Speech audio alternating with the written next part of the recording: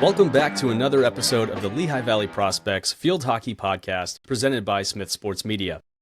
I'm your host, LJ Smith, and on this episode, I have the pleasure of being joined by Allison Fordyce, the two-time Landmark Conference champions from Susquehanna University. Allison, thank you so much for spending some time with me on this episode. Thanks for having me.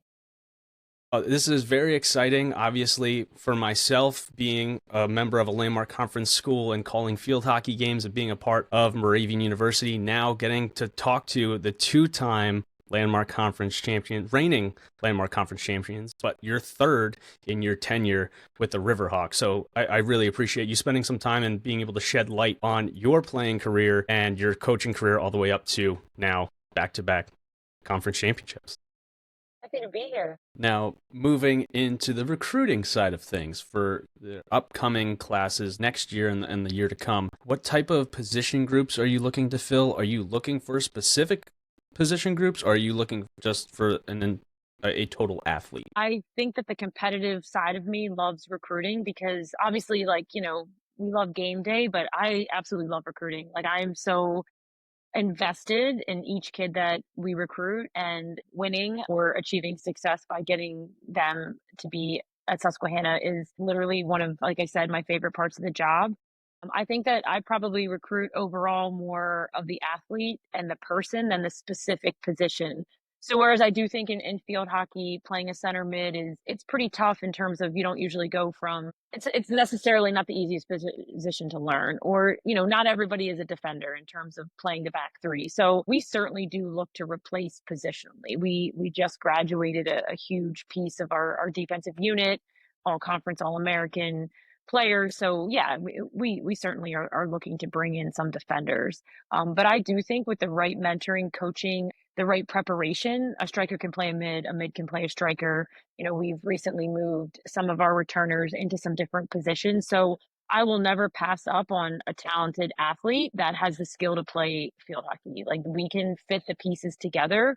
I think that the way that we play our game is probably structured a little bit more like an ice hockey team. We are not afraid to go 20 deep in a game. We're rotating lines of strikers in and out, much like you'd see if you're an ice hockey fan. We're looking for depth. We're looking for players that can value a 3-minute shift as being very important. All of our best players, doesn't matter whether they're on the field first, second, or third, we're really looking to say, if your feet are on the field, you're contributing. It doesn't matter if you went in first, if you went in second. I understand that there's a lot of excitement with starting and, hearing your name called, but we're looking for depth in all positions on the field. So I tend to recruit athletes, I think, that have the skill and that really I love an IQ, field hockey players that also have an IQ to learn the game and to appreciate the tactical side. I mean, we are very process driven, so you're gonna learn a lot about the game. So to answer your overall question, we do look to replace depth in certain positions, but again, I'm never going to turn around a great kid that has talent and athleticism. We can find a role for them on the field. Yeah, absolutely. I feel if you get an athlete that understands field hockey, you can put them anywhere and you can kind of teach them, mold them to do certain things. Absolutely. But if you recruit a student athlete that's a specialist in a way, you can make that work, but it's also nice to have people you can move around in different scenarios. Absolutely. And when we formulate any of our lines on the field, it's all skill, speed. So you might be like, wow, they don't put their 3 fastest players on the field on the same line, but we really work to balance your strengths with my strengths so we can be absolutely connected as a unit. Your skill with my speed and your IQ. Okay, now I see how we can make this puzzle work together. So I think that's a really fun side of recruiting and coaching, is taking the combined talent and figuring out who really clicks together. And for recruiting, how do you and your staff interact and recruit prospective athletes? Is it just you that goes out? Is it your staff? How does that get broken up? Yeah, I mean, it's definitely an entire staff approach. We try and cover as many of the main tournaments as we can. I really love to also connect with high schools. I think it's a really unique experience to see athletes play with their high school. I think sometimes that's a different look than when you see them playing with their club team or guest playing or on a house team at a recruiting tournament. There's something so pure about high school sports that you don't always get at the big tournaments, and they have a role, they have a place. I certainly value the importance of recruiting at tournaments. But I really, really love to watch players in their home environment, in on their high school team. You know, my youngest son is a high school athlete right now, and the experience that he has playing for his high school team as opposed to some of his travel teams is really unique. So I love to see that side of players, and I love to connect with high school coaches too because I feel like they know players a little bit differently. So it's cool to have a multifaceted approach. So every chance I get to go to anything to see them play kind of in that home high school environment, I love that. We love to host. Like Sunday, we're hosting a 7v7 on campus where we'll have 8 different high schools bringing teams, as well as some individual recruits. And anytime we can get kids on our campus, that's amazing to be able to not only see them playing on campus, but to have the opportunity to interact with them. I love to host. We do a big indoor tournament in the winter, upwards of over 30 teams. So it's great to have that many kids moving through your campus and having that opportunity for your players to interact with them as well. You know, we'll go to all the major recruiting events in and out of the area. How important is it that your potential student athletes step foot on Susquehanna's campus? I mean, so important. I mean, you can look online and you can see pictures and you can read things, but until you actually step on the campus, it is true. It's cliche, but you do get a feeling, right? Like you feel something. And sometimes you step on a campus and it just makes you want to know more. Field hockey is such an important piece and that will bring them in the door, but the campus, the community, the academics, the extracurrics, like that's going to keep them there. You can make your decision based on I love the field hockey program. The coach seems really great, but they have to feel something on the campus and they have to like the aesthetics. They have to like the vibe. Like that all matters. And there's truly no way to show that until you get them on campus and interacting with your players. Our players have a huge role in recruiting. They're very picky in terms of they want to know. They don't want it just to be a face or an Instagram profile. They want to interact. So to me, if your players are bought into the process, that also has a huge impact on your yield. Oh, for sure. Being able that they feel like they're going to connect with that student athlete that's looking to come in too. They want it's all about that vibe as you said too. Like it's not just for the campus. Your team wants to feel included in that process too. So having them buy into what your recruiting style is, your recruiting process, and know that they're a part of it, that must be so nice that you have them to rely on as well. Absolutely. Looking at your program as a whole now, are there any athletic expectations you have for them throughout, is it preseason or throughout the season that they have to accomplish to be a part of them? I think we're kind of moving away from that like hardcore fitness testing where that's like the first question a lot of kids ask. What are your fitness expectations? If you were to be a recruit and you were to be watching a Susquehanna field hockey game, right away you'd know they play fast, they play fit, they're very up tempo. They're two-way players all over the field. So fitness is an expectation for sure, but gone are the days of I want you to puke in a trash can because it's so hard that we're not setting kids up to fail. We're setting them up to succeed. So we have standards, we have expectations, we have milestones we want them to hit. But the way that we work is that you keep improving your individual. You peak, then you keep getting higher, like you keep going up the ladder. We look for good students, you know, high academics. Susquehanna is a great academic school. Our team GPA this spring was 3.8. We have high academic students, and that's not by us like pushing them or threatening them in any way. It's just the culture of the team. High academics, high achieving. We give them room and space to be students, to be involved academically in any way that they need to be in their major, in their academic communities, so that they can thrive. Taking away from their academics at a Division III school is only going to set you up for failure. So we want good people in our program. So that's definitely something I would like to think we're value driven. We're stewards of our community. I think very involved in not only the campus community, but the extended community as well. So you're gonna thrive in our program if you can give a little bit more. We say all the time, did you leave it better than you found it? And did you give more than you take? So we kind of have a saying in our team that says, what you save, you lose, what you give, you keep. That is not for everyone. That level of involvement outside of just the field hockey piece. We're going to demand a lot of you physically. We have an amazing strength and conditioning program at Susquehanna. We have a dedicated athlete only weight room. We have a head strength coach and he has a staff. So there's always certifieds in the room. We're going above and beyond in the athletic training room. It's not anymore just about injuries, but injury prevention and really overall wellness. players are in and out of the athletic training room for self-care and wellness, not just taping and ice baths. So there's such a multifaceted approach now to the Susquehanna athlete that I think you are really going to be the best version of yourself.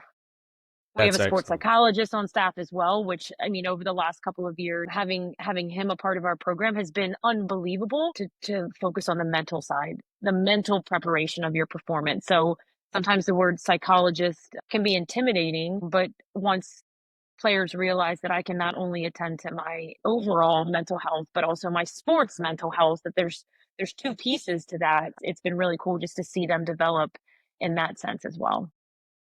When your student athletes are done at Susquehanna, what values do you look to instill in them when they step foot off of campus? I mean, again, it might sound so simple, but they can do anything and they can be anyone. They can create the best version of themselves. And I think that the opportunities that you have through playing a college sport, you are going to find things out about yourself that you didn't know necessarily you might be able to achieve. So for me, it's just knowing that truly wherever you want to go and whatever you want to do, everything that you have within you can get you there. And then how do you use your resources to take yourself even farther? So, how do you ask for help? How do you rely on a community? How do you support others? How do you realize that if I'm better for you, I can be a better version of myself? Like all of those things are in you. And then how are you using the tools around you to go and take yourself even? And as a program, if people or if student athletes are looking to choose Susquehanna, what separates your program, your university, from others? We're different. I mean, I truly believe that we are built different. We don't only have a field hockey community within our team and our locker room. The extended family community is unbelievable. Our parents years ago branded themselves Sufamania. They have their own line of clothes with their own font. They show up relentlessly. We're known to have the biggest tailgates around. If you've seen home or away, we travel so well. There is not a stronger field hockey community that I've ever been a part of. It extends beyond, again, just the members on the team, but you can count on when we walk up to the field from our locker room every game day, the parents have arrived at the field well before, we're even thinking about getting up to the field. So they're there, they're lining the sidewalk, they're high-fiving us. There's probably 100 or more people post game in the grassy area tailgating. The parents have created relationships and community around our sport and our game. Like there's such a level of comfortability.